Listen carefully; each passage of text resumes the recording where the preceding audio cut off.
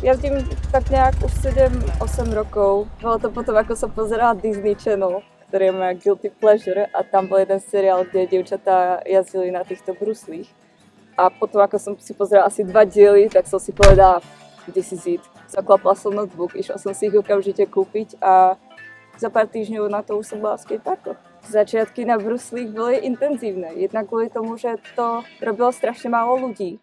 Takže ísť do toho skateparku ako sama holka, ísť medzi tých proste chalanov tam na skateboch a kolobežkách a ostatných veciach bolo trochu scary, ale človek tam našiel takú vlastnú odvahu a potom keď to hecel, tak už zabudol na všetko, čo sa deje okolo a zistil, že vlastne aj ostatní to majú docela na háku a potom to už išlo dole vodou.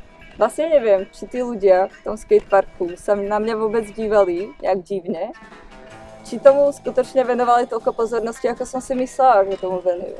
Možno to bolo celý čas iba v mojej hlave. Možno, že vlastne od začiatku im to bolo jedno, pretože skatepark proste patrí všetkým. Okrem detí na odrážadlách, pardon.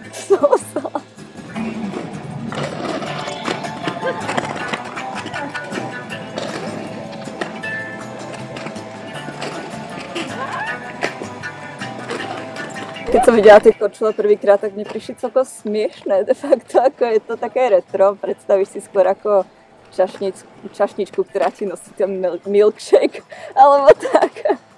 Takže ako je trošku netradičné vidieť tie brusle v skateparku predsa len. Keď jazdím na bruslích, tak v hlave nemáš vôbec nič, čo ti behá po rozume. Úplne vypneš a sústredíš sa iba na tú prekážku, iba na ten pocit a cítiš sa úplne free. Sústredíš sa iba na tú flow, ktorú máš a na to, že keď proste spadneš, tak proste vstaneš a urobíš to znovu. A keď to nejde, tak znovu a lépe. Keď som napríklad začínala v tomto bazéne, tak to už bolo tak 3-4 roky dozadu a pamätám si, že pre nás bol obrovský zážitok tu prechádzať tú spinu. A že som na tým hutala asi 3 roky, konečne, jak to spraviť. Mala som úplne ako blok v hlave, že to proste nedám, že to tam nepreslajdím a potom to raz kliklo. Ale myslím, že to potom bolo fakt iba v hlave, pretože ja som vedela, že ten trik dokážem, ale jednoducho som sa bála, že to zrovna tu na tejto prekážke nedám.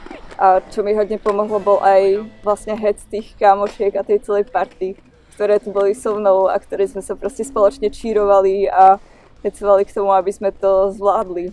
A to prekonanie, to je potom ten brutálny pocit, ktorý prajem úplne každému, či už pri športe alebo vlastne pri akejkoľvek zdolaní, akejkoľvek prekážky v živote. Keď ide človek prvýkrát do toho skateparku po dlhej dobe napríklad a priblíži sa k tomu bazénu, ktorý je hlboký, je to proste diera v zemi, je to proste hromada betónu. Jasné, že ten človek na jednu stranu má taký dosť rešpekt a pokoru, ale po tom prvom drope a vlastne jo, to je asi najzásadnejší moment toho celého, urobiť ten drop, ten proste vkročiť do tej diery, akoby fakt proste ísť do toho po hlave a vedieť, že keď tam siedeš, tak proste už to s tebou ide, už tam proste ideš. Často to je vlastne ten najväčší zážitok všetkých dievčat, ktoré začínajú na korčuliach a vlastne všetkých ľudí in general. Keď prvýkrát proste sjedú, dropnú proste ten rádius prvý. To je ako keď sa začneš učiť chodiť, alebo keď ideš prvýkrát na bicykli, prvýkrát bez pomocných koliesok, alebo keď sa, neviem, spustíš dole kopcom. Je to niečo, čo je neukontrolovateľné a do čoho proste vedome ideš. Z toho psychologického hľadiska nebať sa skúšať nové veci a prekonávať samo seba. Je to taká stále, vravím, taká iba metafora na život. A snažíš sa iba prekonať.